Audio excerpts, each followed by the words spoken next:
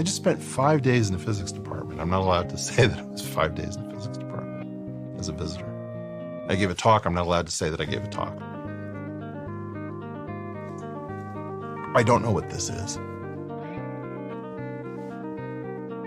And I've tired of it, it's just like,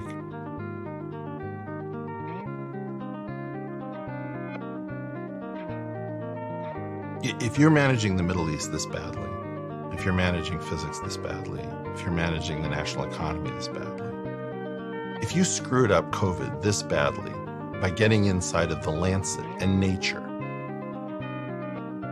peer review is this fake thing that supposedly stretches back to the founding of the Royal Society, and it's very clear from the scholarship around it that it comes out of period between 1965 and 1975, initiated by the Medicare Act, predicated on the need for editors for the journal expansion founded by Pergamon Press and Robert Maxwell. By 1975, there's a giant battle between the NSF and both fiscal and cultural conservatives against something called Man, A Course of Study, or MACOS, where peer review was born in a Utah clinic, came out of the medical literature because the federal government in 1965 with the Medicare Act picked up the need to pay for so many medical procedures. They wanted to say, why are we assigning this many medical procedures? The doctors circled the wagons and said, we will peer review each other.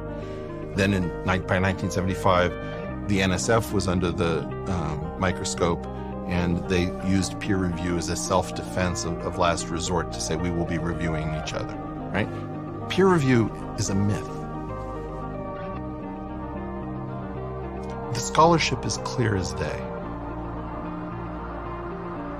I can't keep going on the world's largest podcast saying everything that can be Googled and figured out and just constantly have as my reward that the government refuses to have a conversation with me and sends its gaggle of idiots to harass me.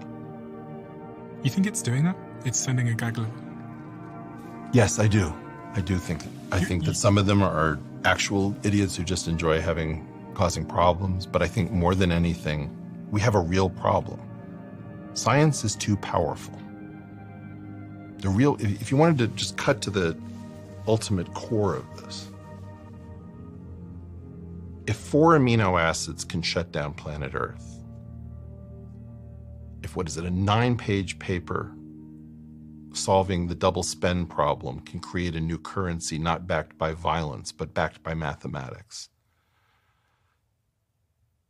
if the concept of an inner product in a large vector space generates something you can't tell isn't a human being in 2017, do you have any idea what the power of the human mind is at this point? Linear algebra can create something that you would fall in love with.